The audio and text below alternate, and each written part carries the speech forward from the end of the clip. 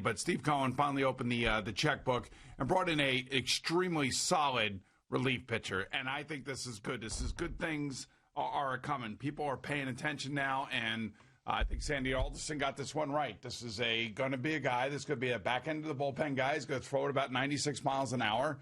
He's got a full array of pitches. He was a starter at one time. He had the Tommy John surgery in 2017.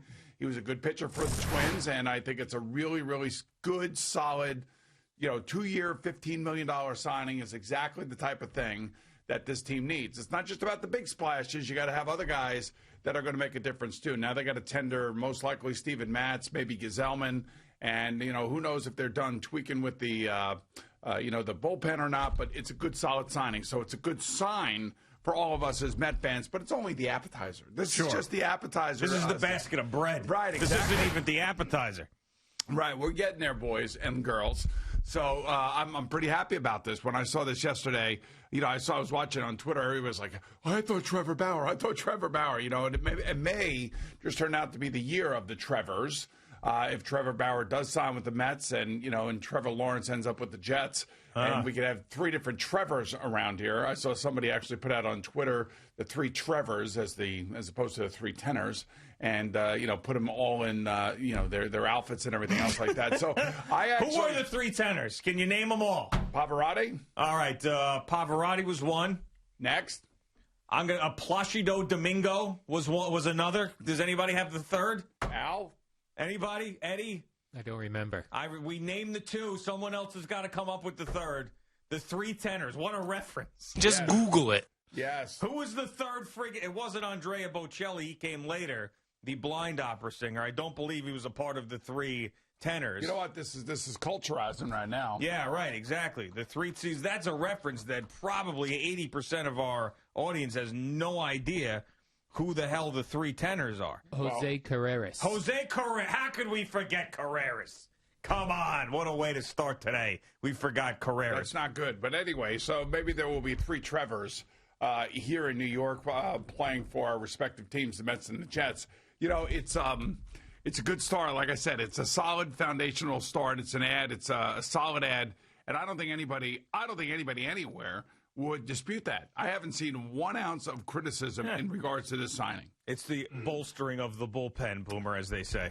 Well, there's a lot of arms out there, and you got to have arms. And you might as well have one that throws 96 miles an hour and has a repertoire of pitches where he can either pitch in the 7th or the 8th inning.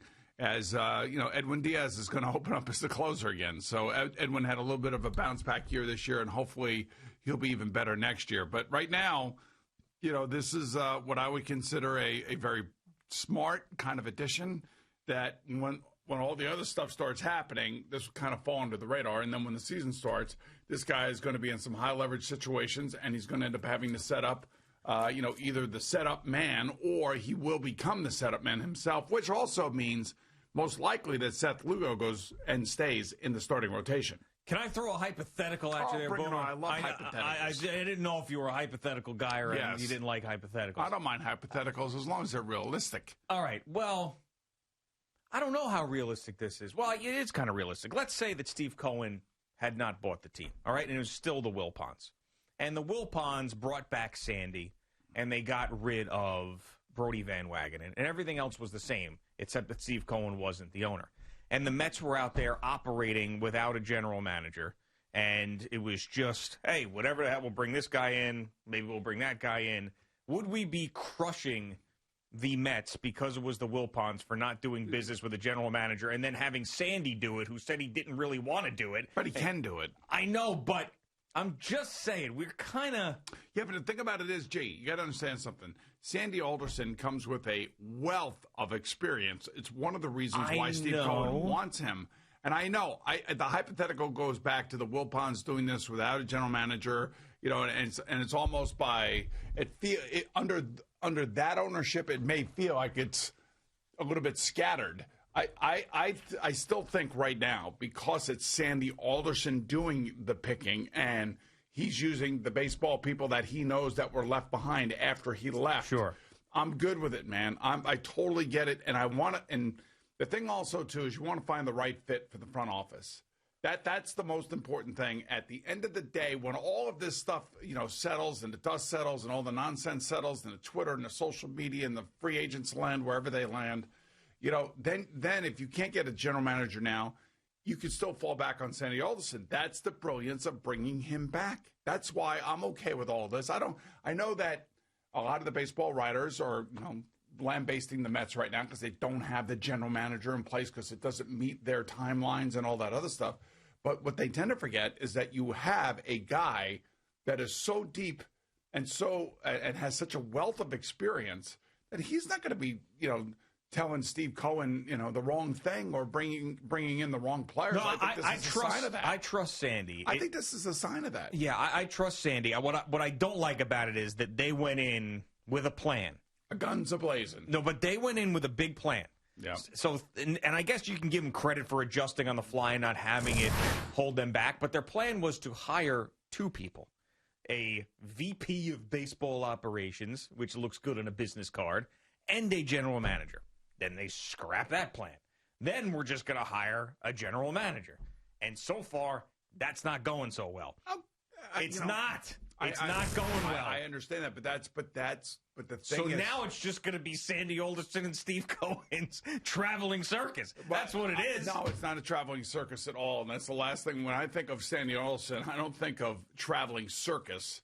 I think of professionalism. I think of somebody who thinks things through. I think somebody who has had to work both in a budgeted area or an arena in which he didn't have the money to spend. So, by hook or by crook, you got to just figure out how to put a baseball team together. And for the most part, he's been extremely successful executive in that regard.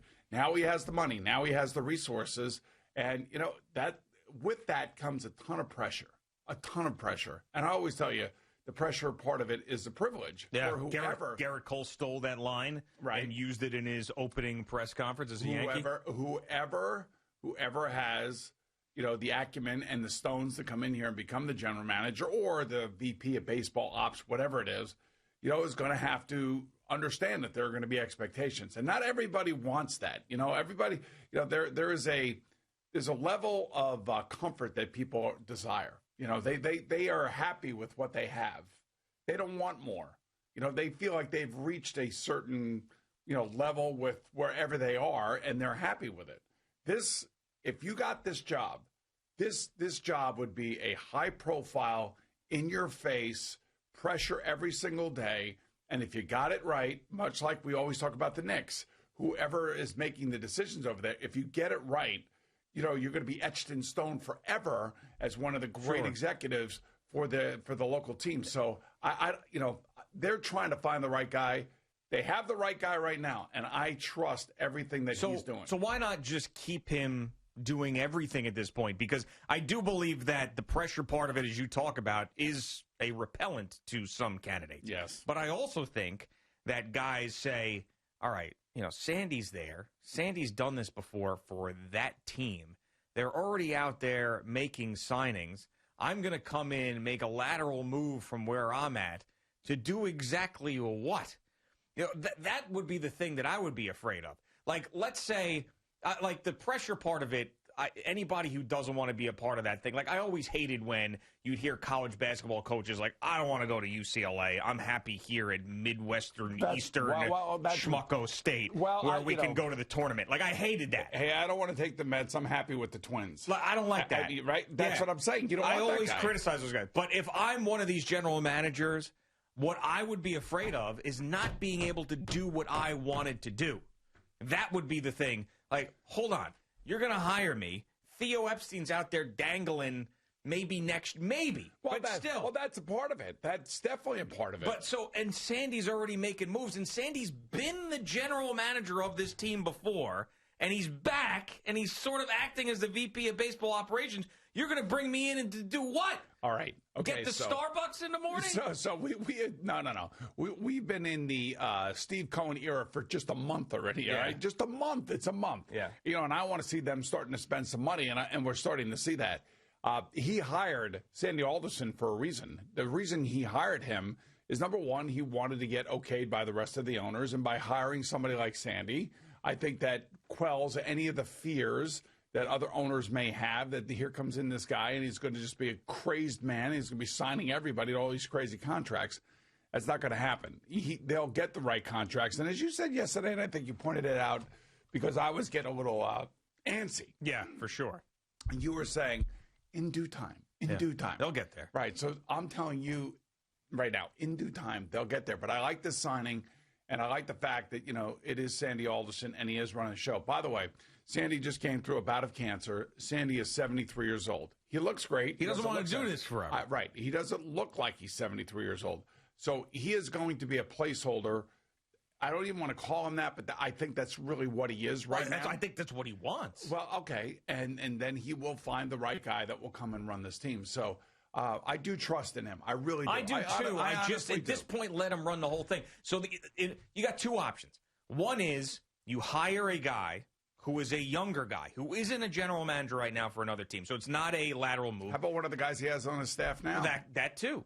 Someone like that, who this would be a promotion for that guy. And then that person watches Sandy do business, and if they feel in those couple of years when Sandy's running the show that this guy, whoever it is ready to take over, you make that transition. That's one option, because the lateral move thing's not working with other guys in other organizations. It's just not. No one's going to come here for whatever their reason is.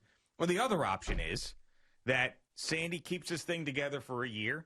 They have a dialogue with Theo Epstein. They find out what he wants, and then it's his organization as soon as next year. That could be the case, too. That's another thing. So if that's what eventually that they'll settle on, I think everybody would be happy about that. But I wake up this morning as a Met fan.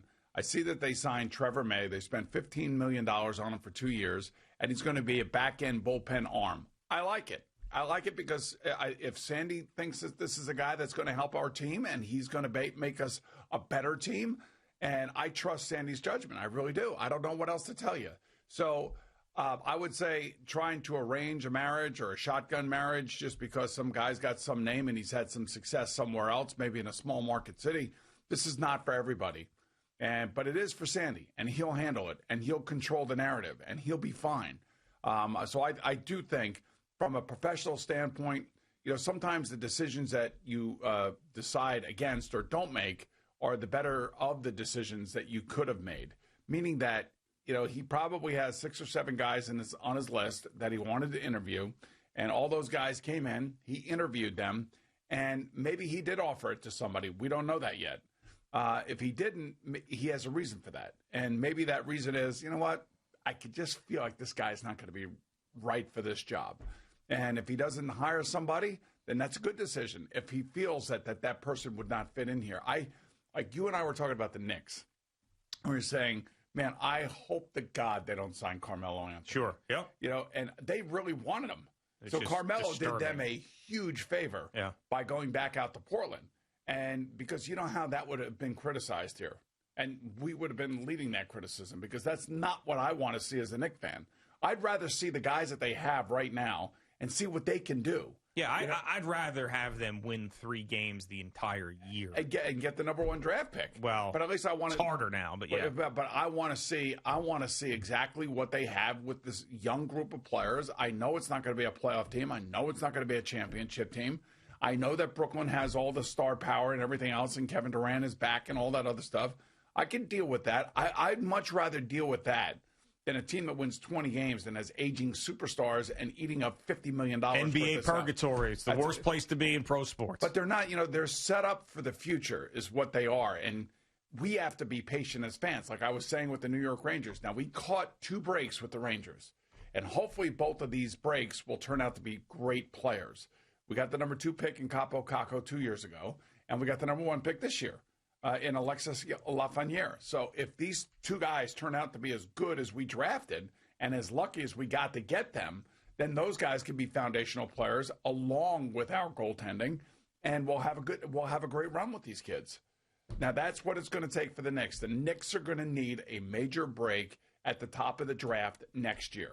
That's ultimately what it's going to come down to, and hopefully they're able to draft a top-end point guard that is going to bring energy and spread the ball around for them and sell tickets to fans again if we can enjoy basketball. Right. I think you need to see R.J. Barrett and Obi Toppin be great this year for what they are, and that would really help. Maybe and then somebody can unlock Kevin Knox. Well, Mitchell Robinson grows. Mitchell Robinson is a part of that, too. Kevin Knox I put on the outside looking in. Basically, it's R.J. Barrett, Mitchell Robinson, Obi Toppin. That's your core of those guys. Emmanuel quickly. Well, he's a second-round pick. We'll see. I don't care. He's a second-round pick. You should, because second-round picks in the NBA very rarely making big impacts. Mitchell Robinson has. Mitchell Robinson has. I take umbrage to it because I was a second-round pick. In the NBA, you were? No, not in the NBA. Well, we're talking about the NBA. But I feel a kindred spirit with guys who, for whatever reason, fell in the draft. Well, it's a little different in the NBA. I don't care. Guy fell in the draft. I fell in the draft. Okay, so yeah, that'd be great. But really, those three guys, and then catching a break in the draft, and then having the free agents out there next year take notice of it and say something's being built in New York. I want to go there, and I want to be the guy there. That's what they need. The other thing, too, I will say that is good for the Mets.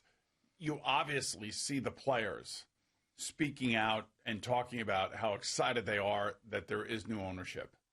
All right, so from Dellin Betances, who was off last year, to Steven Matz, who will probably be tendered today, to Stroman, who took his $18 million option, and all these guys are all singing the praises. Noah Syndergaard, everybody. Sure. The only person we really haven't heard from was Jacob deGrom. But then again, we never hear from him. Yeah, I mean, it would be bizarre if we heard from him. He's just so quiet. It's the way he goes about his business. I'm sure he's thrilled. Everybody's thrilled so far. I can't imagine. Do you think that Jacob deGrom is not saying anything because he doesn't like the new regime? Is that what you're implying? No. It's going to be interesting that if they do sign Trevor Bauer, and Trevor Bauer wants more per year than, what Garrett Cole got last year, maybe not the length, but maybe more in per year salary, that would be almost double what Jacob deGrom is making. Yeah, I'm on record as I don't like Trevor Bauer coming here. I'm on record for that now. I did like it at first. I've changed my mind on that. Right. I reserve the right to change my mind, and I have changed my mind on that. So Trevor May happens to be a big Twitch guy. Trevor May's on Twitch. Oh, yeah. He's a big gamer. Trevor May. Big gamer. We're talking about Trevor May, not Trevor Bauer. I'm talking about Trevor May. Trevor May, yes. Big Twitch guy. Yes. I was just looking up famous Trevors. There's not a lot of them. There's not a lot of famous Trevors. But for whatever reason, Trevor obviously... Why do you think that name became so popular? I have no idea. So, like think about, how many Trevors... Was there somebody on TV, Trevor? No. 25 years ago? Well, all right, so I have a list here. I'm not a big Trevor guy. It's not a name that Neither have I. It never would cross my mind to name anything Trevor. A plant, a child. A dog? A dog. No, never Trevor. Now, no disrespect to Trevor. It's just not on my radar. And I was looking up famous Trevors. There's not a lot of famous... Like, this list of famous Trevors... You'd never get the first. All right, give me a list. All right, so the first guy on this list, guy or girl? Because sometimes they're a girl named Trevor. No, I have not. I don't think it's one of those unisex names. Okay. Trevor Horn. You know who that is? Anybody? Musician? Trevor Horn? No. Number 2, Trevor Nunn. You know Trevor Nunn? These are horrendous Trevors. There's no famous Trevors. Trevor Howard. Do you know Trevor Howard? Actor. There you go. Okay. There's a Trevor Noah dude who is a host of some sort of show. Yeah, Trevor Noah we know that. Is on Comedy Central. He's got a show. He did The Daily Show, right? He took that over. Trevor Immelman. Golfer. There you go. Got it. Trevor Francis. Architect. I don't even know what he is, actually. It doesn't even say here, Trevor Francis, what the hell he is. It's just so why they got him on the list, then? It's just How do you put a list together? He's always an English footballer, is what Trevor Francis was. Famous English footballer. Okay. All right. But my point is that Trevor Lawrence, Trevor Hoffman. There you go. Trevor Lawrence could be the most famous Trevor in the history of the world if he works out. I think he could. What about Trevor Bauer right now? Yeah, but Trevor Bauer could be fine. If he wins another Cy Young, goes to the Hall of Fame. Like if Trevor Lawrence goes to the Super Bowl with the Jets and wins it. He's the most famous Trevor to ever live. Just like that. True. You can't, come on. Do you think, are you the most famous boomer? That's a nickname, though. Like the most Norman Lear. You're never going to be able to be more famous than him. Norman right? Mailer. Yeah, it's impossible. Yeah, but I go by Boomer. Yeah, And that's different, I was though. Boomer before I was Norman. And know that. were you Boomer before Chris Berman was referred to as he Boomer? referred to himself as Boomer. Yes, that doesn't. And what about count. Boomer Wells? I'm not sure when David got it. Definitely you were before him. Yeah, but I don't know when he got the nickname. I had the nickname while I was still inside my mother. Okay, just so you understand that. Oh, we know, in utero. Yes. Yes, the kicking, and that's where it came Right, from. exactly. Right? What are you laughing at? I mean, just how upset you got there about this whole thing. I mean, the way you said that was hilarious. I'm sorry. It was. You were very, indignant, I believe is the word I'm looking for. So that's all.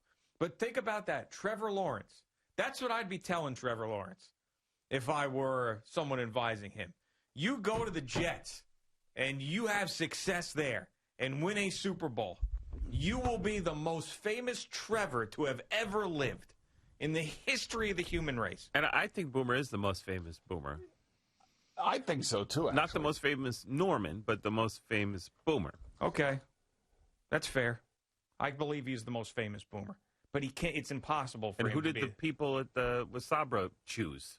Oh, yeah, right. Yeah, but that's a different thing. No, but that was but it's still Boomer. They could have gone with another Boomer. They could have gone with any Boomer at all. They chose you because it's Boomer. But you can't be the most famous Norman. That's impossible. No, I don't. You're not.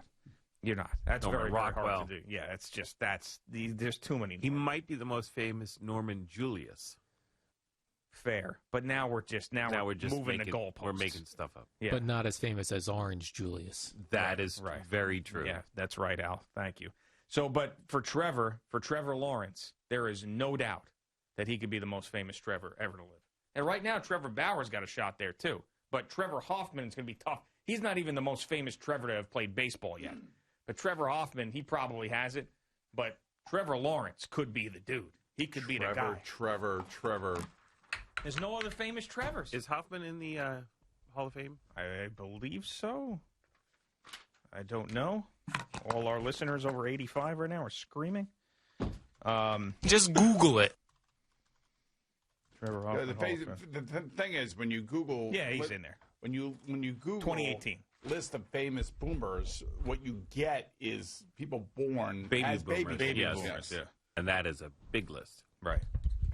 Yeah, I mean, I was shocked when you kept saying Trevor and the three Trevors and the three tenors, and I'm thinking Trevors. I'm like, well, I didn't come up with the three Trevors. Somebody else did on Twitter. I don't know who it was. Well, I should whatever. probably give them credit for it, but I saw it. I thought it was kind of unique. But then I was thinking, I mean, Trevor May, Trevor Bauer, and Trevor Lawrence. And are the three tenors? I know two of them are dead. Is the third one the one we couldn't place? Carreras, is he dead? Has Carreras died? Before we go to a break, I'm going to find out if You guys want to play Dead or Alive? Jose Carreras is alive or dead. We could. No, he's alive, Carreras. He's 73. Wow, look at him. He's the same age as Sandy Alderson. Does he go on tour as the one tenor? I wonder. Does he still have that? Well, he can't go on tour right now. But Well, it could I be wonder like if he the did that. tickets we give. Come see the surviving members of The three tenors. Yeah. Jose Carreras. Thank you for watching. Please like, comment, and subscribe. And don't forget to hit the red bell so you're notified when we have new content.